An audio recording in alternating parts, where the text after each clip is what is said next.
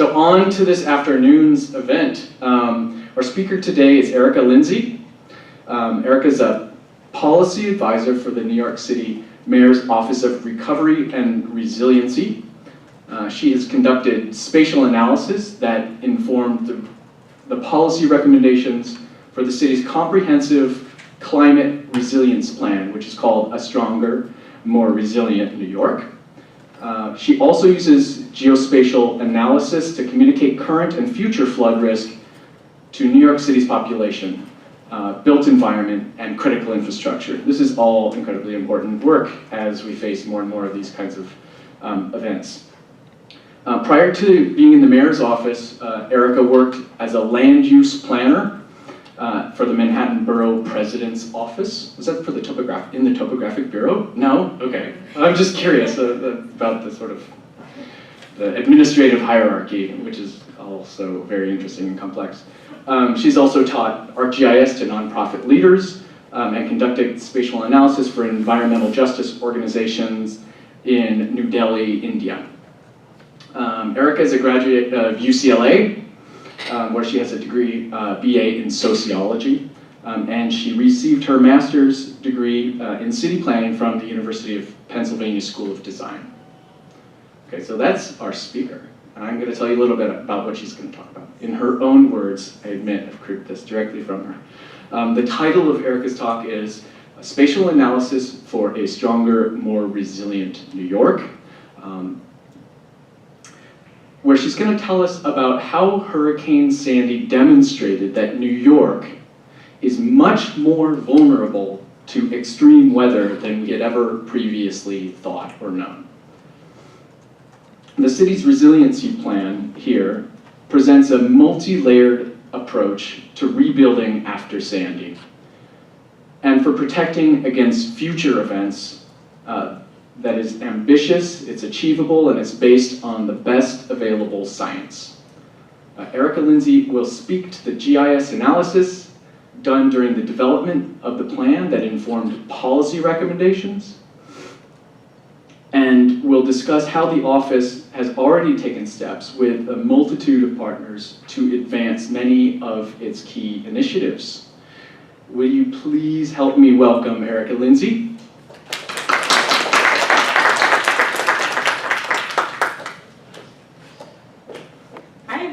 I'm really excited to talk to you all today about my work. I'm Erika Lindsey. I work at the Office of Recovery and Resiliency, and as mentioned, I will be walking through some of the analysis that took part during the report. I also want to thank Alan for inviting me to speak here. It's always really exciting to be able to talk about the exciting work that's going on in the city. So after Hurricane Sandy, the city set up a climate resiliency task force, which was tasked with identifying ways that we could rebuild neighborhoods that were safer and better than before, and also really strengthening our critical infrastructure systems. The goal was to approach this from a data analytics point of view, and data analysis was used to answer these three questions. What happened during Sandy, what could happen in the future, and how do we rebuild after Sandy and prepare for future with climate change.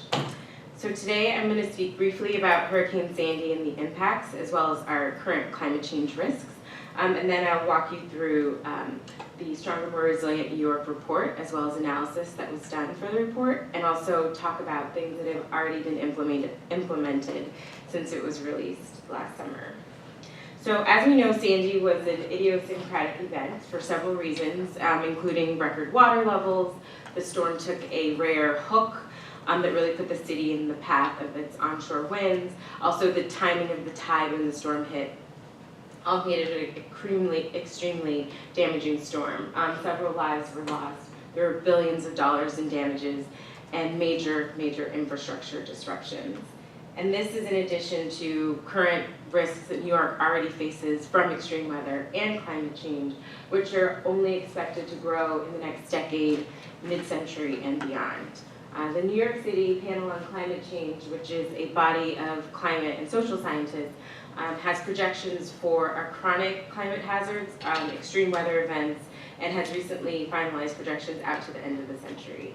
By mid-century, for our chronic climate hazards, they predict that we can see as high as a 5.7 degree increase in our average temperature, and sea level rise could be as high as 2.5 feet.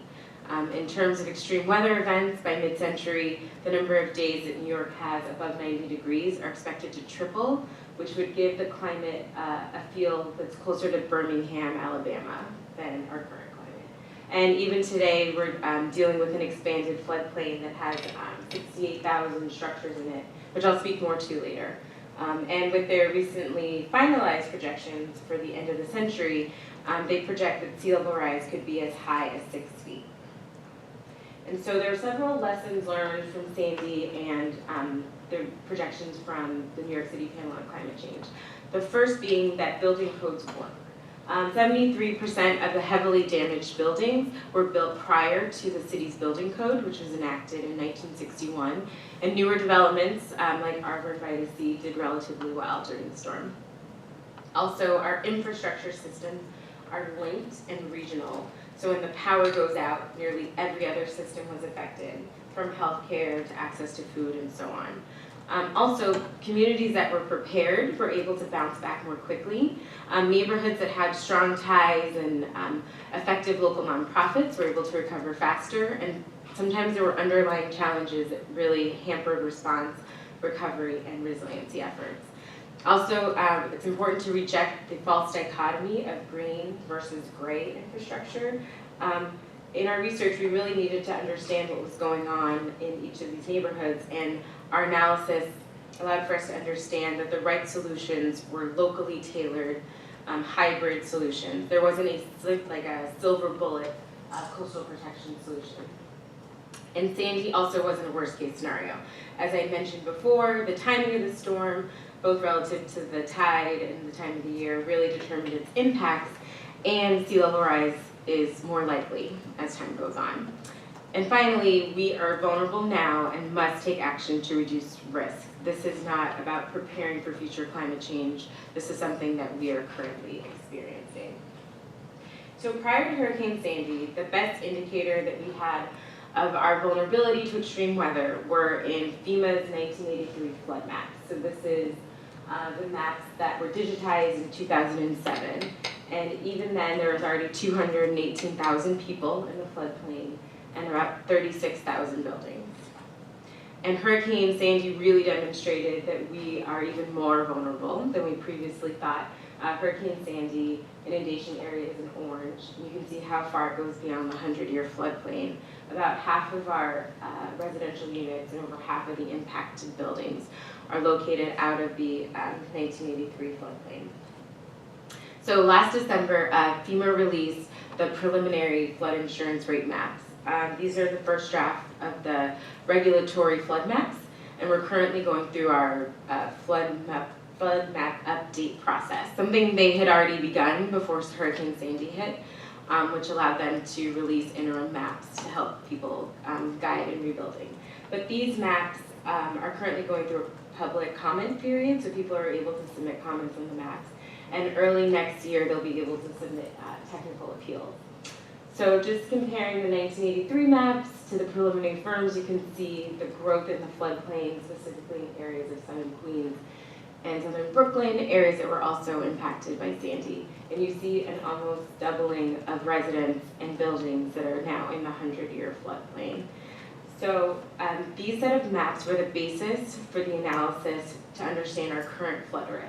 And there was spatial analysis done for several critical facilities using these shapefiles, as well as the Sandy inundation area, to really understand our current risk. To understand our future risk, the New York City Panel on Climate Change projections that I spoke to earlier were mapped with the help of the CUNY Institute for Sustainable Cities. And these maps really illustrated our future flood risk and how many more people were expected to be in the floodplain and how many more buildings. And this was used with a bathtub method for them to do the floodplain extent. So last summer, Stronger, More Resilient New York, our climate resilience plan was released to make all New Yorkers safer using a multi-layered approach, using the best available science. So this multi-layered approach not only allows for a reduction of impacts from extreme weather, but also quicker recovery. So there's 4 different layers of defense. The first being protecting our coastal areas with coastal protection measures. The second is upgrading our buildings and ensuring that our built environment is resilient to extreme weather. The third is protecting our infrastructure and services and ensuring that our critical assets have storm hardening, and also making sure that our neighborhoods are safe and more vibrant. And so spatial analysis was conducted. The report was broken down into these chapters, and spatial analysis was conducted for the city's critical infrastructure to better understand the risks to our neighborhoods, critical services, businesses, and vulnerable populations. So I'm just going to walk through 3 examples of how the spatial analysis was used to influence some policy recommendations, but just to clarify, it was done for all of these areas. So first, for coastal protection, this heat map was used to guide the city's first round of investments to prioritize areas that were at highest risk from coastal storms. And so this factored in areas that were at highest risk for storm surge probability, the densest built environment areas, areas where there's the most critical infrastructure, as well as the most vulnerable populations, which includes nitrogen facilities, senior centers, and so forth. And this information was used to guide investments for first phase of coastal protection measures. And this is a map of 37 initiatives to protect vulnerable areas from the waves and inundations. So this map is difficult to read, but the takeaway here is that there are several different interventions that are really tailored to local needs. There's not a single large coastal protection solution proposed.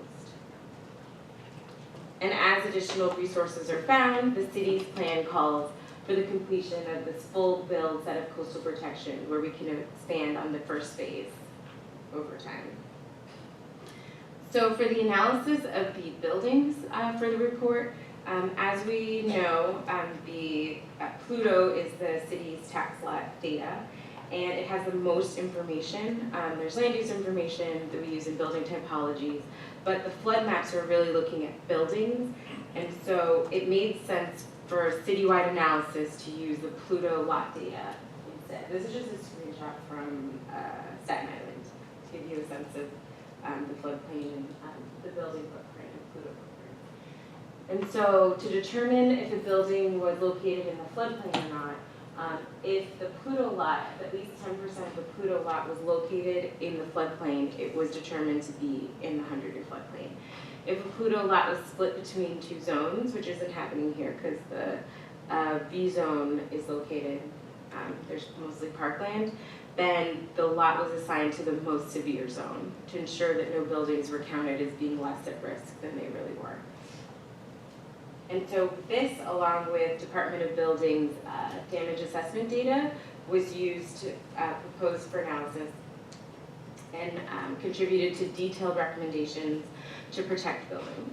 So one, there's a proposal to strengthen our building code to ensure that new buildings are resilient to flood and wind, and also provide guidance to people who are rebuilding to ensure that they're rebuilding to the appropriate levels.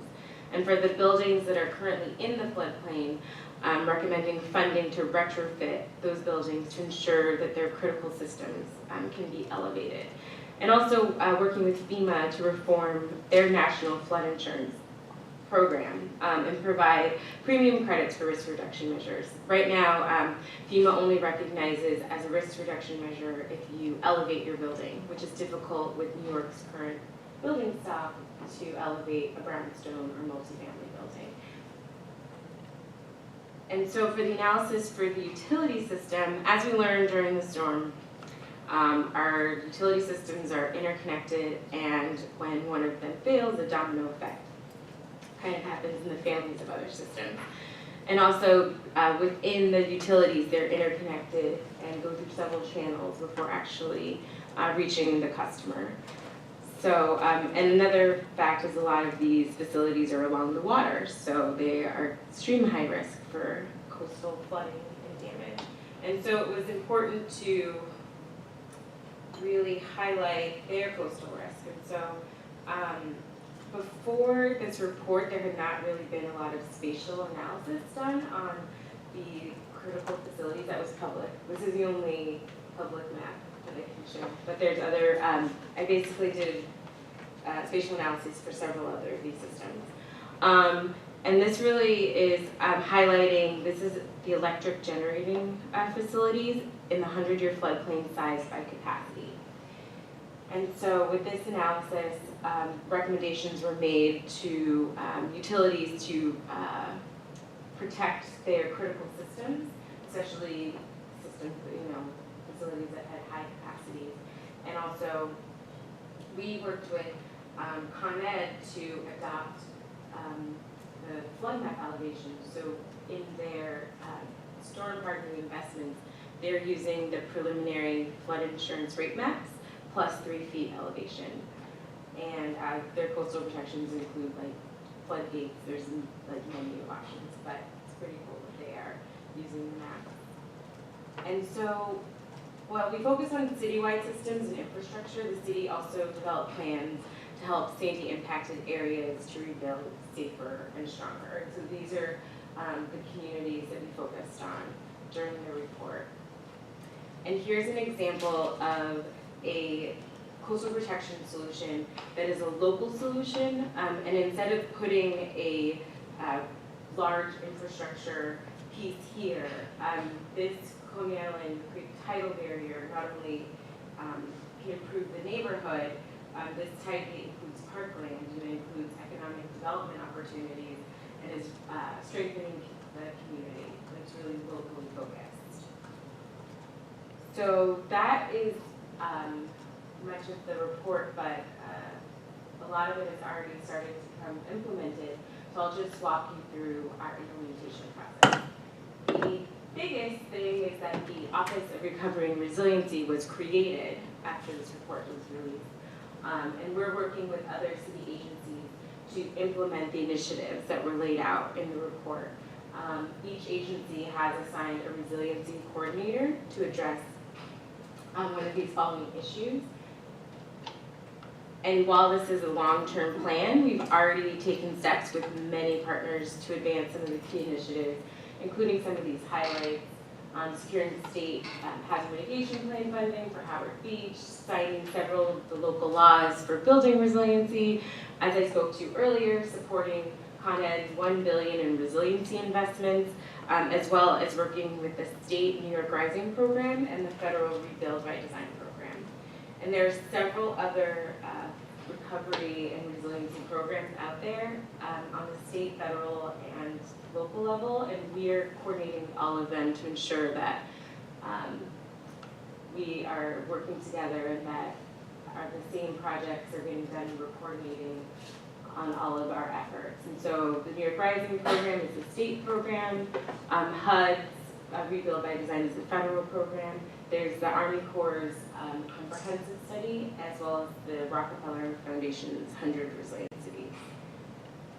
And just in closing, to reiterate that the city is uniquely positioned to lead the way in adapting to our climate change risks, extreme weather, and our changing climate. And so, as I spoke to, we've always been vulnerable to flooding, and we just have realized that we are even more vulnerable than we previously thought with Hurricane Sandy and these new FEMA flood maps. And we have a real opportunity to be proactive in how we react to climate change and extreme weather. I'm happy to take any of your questions. You wanted me to speak more about it? Yeah. Yeah, you said that the retrofitting on buildings, that elevating older buildings wasn't really an option. So what alternative recommendations did you make? Well, sometimes it's about elevating some systems, like if the first floor has, if the first floor is occupied, or if it's a garage, there's different definitions of usable first floor. So if someone, this is not, the city planning is working on, it's part of also the hazard mitigation plan, there's a design guide for homes. But one of the suggestions is not using the first floor, moving, if you have like critical systems like water heater or electric generators, moving those to higher levels. Was there, let's say that it's residential on the first floor and the owner would have a loss of income, how is that balanced off? Especially commercial use on the first floor. Right, right. A potential option is an addition, I mean, this is an addition on like moving the floor up and not occupying, but it still needs to be. It's a huge challenge, and there's a RFPs out right now. There's two. One is for someone to do a multifamily study on the our multifamily housing stock and the insurance requirements there, because again, FEMA is not used to dealing with our building stock, and so we're having additional research on what types of buildings we're dealing with and ways that we can meet those buildings. And then there's also another RFP out for a study to get better data on our 1 to 4 family homes to address issues like this. Another big data gap is accurate ground elevation data and first floor elevation. So all of that aside, getting, everyone having to get an elevation certificate to find out their actual risk, we're trying to figure out a way to try to prove that sort of thing. Yes. In what ways city able to have utilities like Con Ed, gas companies, and others that aren't city facilities, go forward and do the kinds of things? What's the leverage? I mean, I've worked with them for many years, and they do what they do, and then if an emergency, and then pull back. So what is the city doing to make them? I think that it was an easier discussion after Hurricane Sandy, especially seeing how that went, to just, there was an opportunity for them to rebuild stronger. And so I think that they were willing to work with the city. They get government money to help their work, or if they raise the rates for? I'm not sure about I don't think it's good to. But is the city always seeing, that they're actually doing what it's supposed to do and strengthening? Yeah, no, some of these projects have already started, so it's not just lip service, like, these projects have started.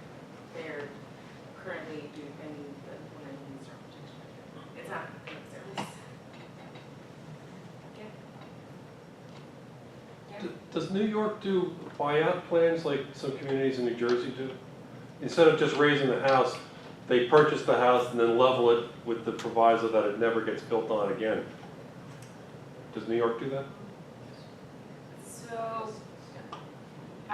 So the city doesn't have a program as far as I know. Right. Right. There's a state program, but I mean the city's approaches. We have the city planning has the Resilient Neighborhoods Initiative, and they're doing like land use planning on like a community level to work with communities about making sure that they're safer, and it's very grassroots. And so if out of that community planning, communities decide that they want to make different decisions, that's possible, but there's we are not saying, suggesting buyouts.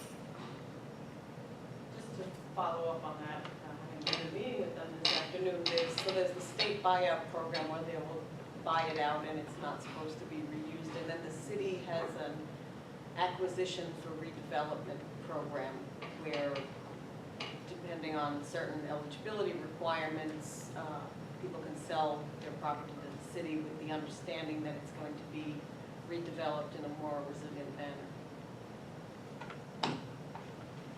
What elevation data set do you guys use as a sort of norm? Because there are a few that are available, and I never quite know which is the best one.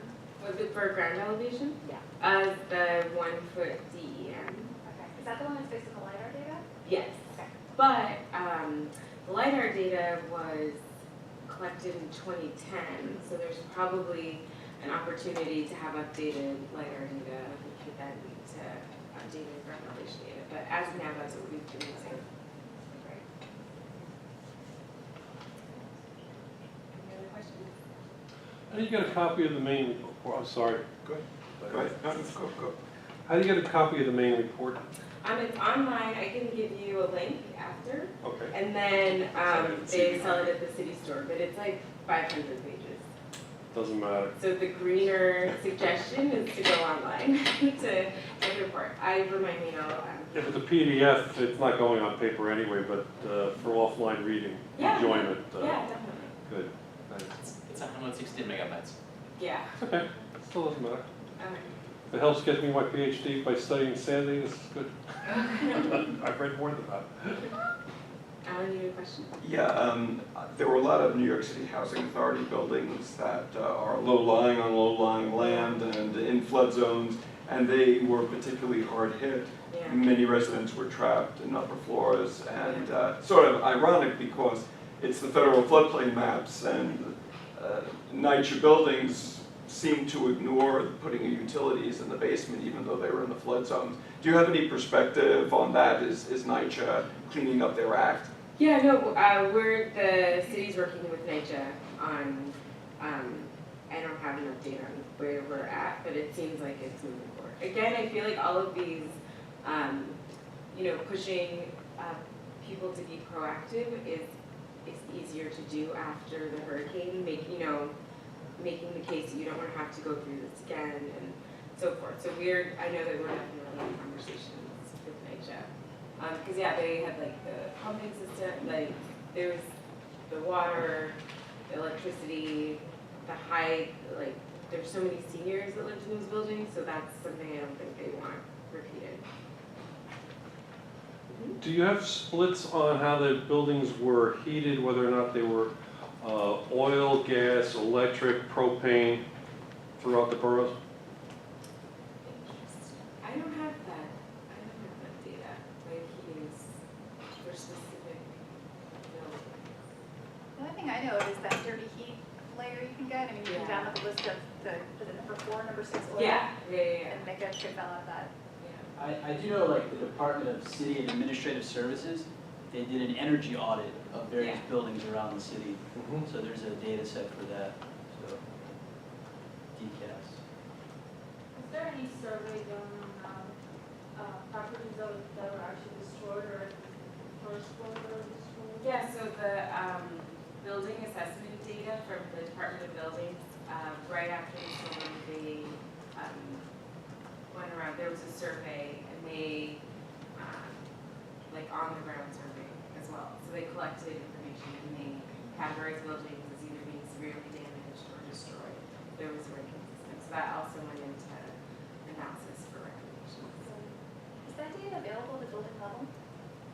It's confidential. Like the last one is from March, but it's been hard to share that. Why is it?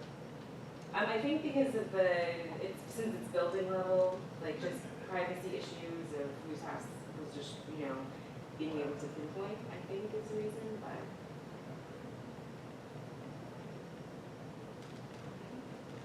Does your office always rely on other agencies' data sets? Are you developing any data of your own?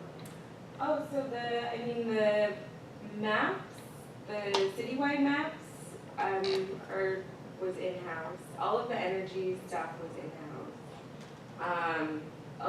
We do a lot of stuff in-house, but for this was about collaborating with other agencies and implementing them with other agencies. But we definitely have a lot of data in-house and created a lot of data.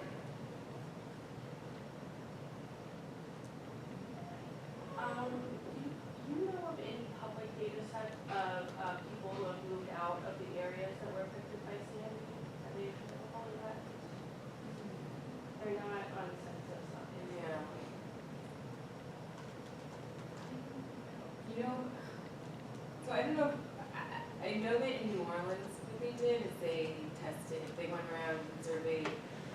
water meters are still on, like, so if there's any way to get that data and kind of see who has their utilities turned on, which is not as like, that's a rough estimate, but I don't think that I know, yeah, it's not in the census status.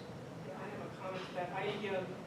The census was involved, federal level census people were involved post-Katrina, and they used the post office where people migrated to. Okay, that was one way.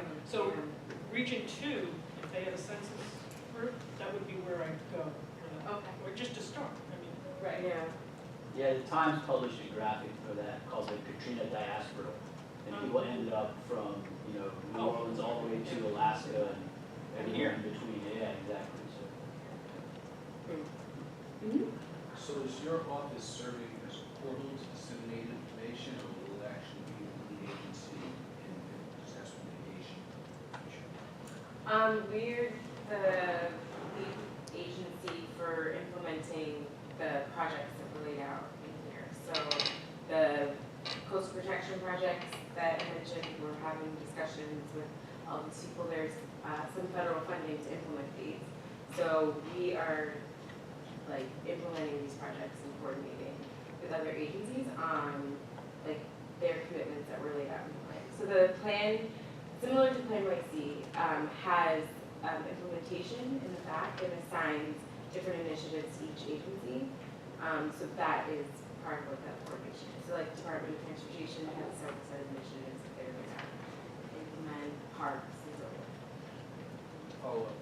How has your experiences in Philadelphia and elsewhere helped you navigate through the bureaucratic release, if you will, that is actually impacting where we had been prior to standing, where we are, and hopefully where we go? Well, I accepted this job the weekend before Sandy. It didn't start until after. I started in December, so I couldn't speak to before. It was all after Sandy. But I think, in India, the challenge was mapping areas that, like, there was a data issue. So it was like mapping areas that were informal settlements, so they hadn't been mapped. So, like, the tools were different. So at least here you communicate with everyone and you see who has the shapefile and who's worked with it. But there, you took a GPS device and like walked around and mapped the settlement. And then we're working with a nonprofit that advocates for they have an informal waste management system there. And so some of these guys couldn't read. And so it was important to be able to produce something that, to show them what it was, even if you weren't able to. But, sorry to interject, but if I'm not mistaken, in India, there's an underlying cultural phenomenon, if you will, being caste system that has impacted and informed a lot of the different environmental disasters that occurred in the Philippines. That wasn't as much, I know what you're saying, but that was not as much an issue with this project. This was an NGO that had a lot of, an environmental justice NGO that had a lot of like international attention, and so I felt like had a good amount of support. And so the work for that was commute patterns for the workers. It was like a little bit different, but it didn't impact in that way. You mentioned a few measures that the city is taking on in terms of implementation, and also before that talking about the GIS analyses that were developed and undertaken during the development of the Stronger, More Resilient report. I'm kind of wondering about next steps in terms of GIS analysis, if there's been any application of spatial analysis for measuring the effectiveness of these projects. Yeah, so there's, the projects are still currently being implemented, but I'm sure that will be part of it. But there's been analysis to like do a population count of how many people using census data would be protected by some of the coastal protection measures that were proposed, which was used in a funding ask. There's new recount all the buildings in the floodplain, to get a more accurate number, when there's newer data. I think that there will continue to be some spatial analysis, maybe around more on the demographic end to see the impacts of some of the projects. And another part, something we're working on is we're going to have a consumer education campaign to ensure that people understand their flood risk, because there's around 36,000 buildings that are in the 100-year floodplain that were not in the Sandy inundation area. So there's some messaging about reaching out to folks who were not impacted by Sandy and letting them know that they're still at risk. So there's a whole rollout for that, and some of that I know will require spatial analysis about like geo-targeting outreach and stuff like that. Is zoning a big tool in those areas where, that are part of the program? For example, like zoning certain areas for for basically protecting it from development, and instead of just giving guidelines, enforcing policies. I don't know about, as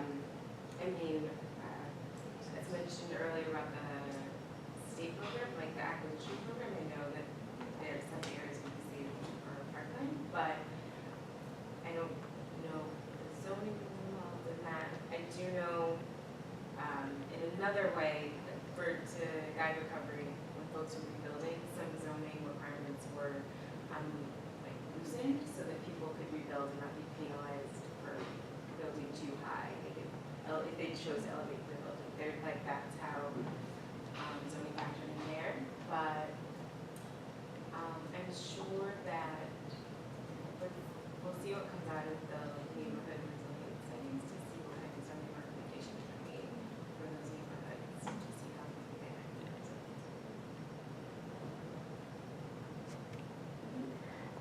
From Hurricane Sandy, we know that many people who were affected didn't leave their homes. So in terms of policy, has there been any discussion about looking at what the existing policies for evacuation procedures are? I think so. I think the Office of Emergency Management is working on that, and there's also like updated evacuation zones, but I know that is something that's possible. Yeah, I can know somebody that people at Columbia University are working with the Office of Emergency Management to create a new evacuation map for the entire city. Still have to get people out of their houses. Yeah, no. Well, yeah, I know. No, I'm not. Supposed to be a more effective evacuation map, so it's like, you and your, neighboring building might be sent to two different, systems. That's out, right? Yeah, I worked on some of the evac zones with OEM GIS.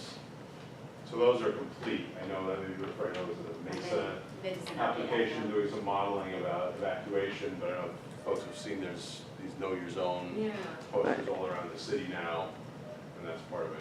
The city's sort of at the forefront of being very public. Other places tend to keep it under their hat, so part of it, I feel, is just sort of this massive outreach. So you see it kind of reminds me of the pie detergent. You see a bullseye, rainbow bullseye everywhere, just kind of encouraging folks while the memories are still there. It's a, no, we're still under it, and we've changed it to the 6-zone system. And we hope also by more flexibility to ask your folks to evacuate, and if they have this memory of how serious it can be, that we'll get better buy-in next time.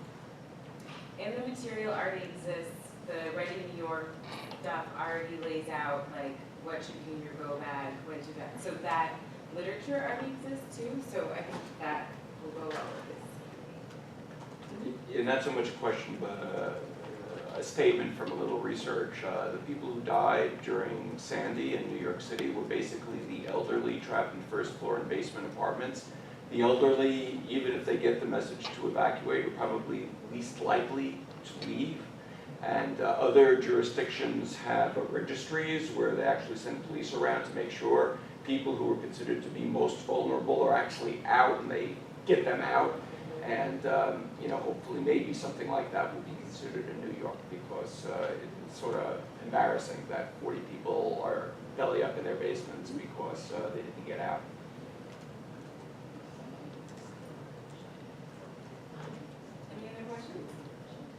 Right, if you had any other questions, my email address is here.